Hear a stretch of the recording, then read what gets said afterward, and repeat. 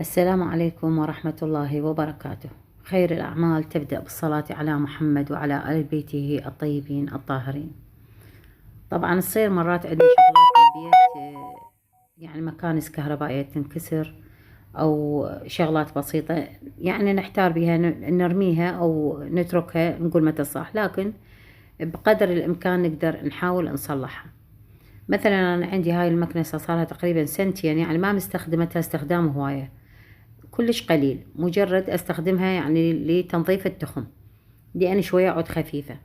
يعني الإعلانات والدنيا مقلوبة عليها والمكنسة ما شاء الله. يعني بنات هي نصيحة، يعني أنا ما لي علاقة بغير كيف اللي يشتري واللي ما يشتري، بس نصيحة لوجه الله، يعني واحد اللي يعرفها يقوله. يعني شفطها مو ذاك الشفط ولا مثلا، يعني هي عملية، ويعني هي مع العلم مكتوب عليها ألماني، والألماني يعني ماركة معروفة، بس بعد ما أدري.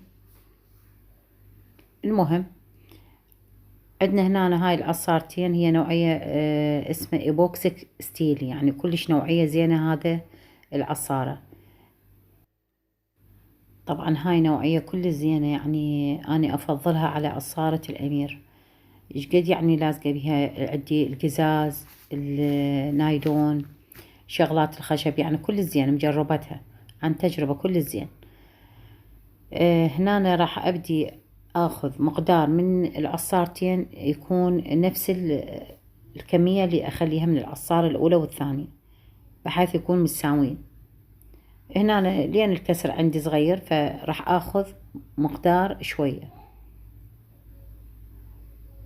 أحاول أمزجهم مزج زين حتى يكونون يعني يتلابس العصارتين سوا، لأن هو مفعولهم باثنينهم. المفعول ينطيش يعني المتانة والقوة بمزج العصارتين، واكو تجي وياه سبراي، هذا شلون الهواء يعني تضربيه عليه بسرعة يعني ينشف.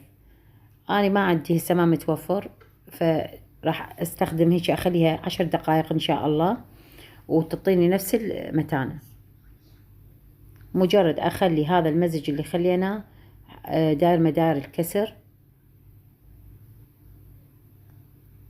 وارجعها ان شاء الله.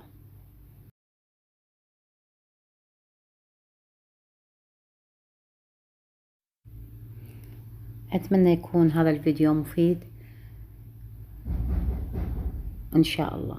في امان الله وحفظه.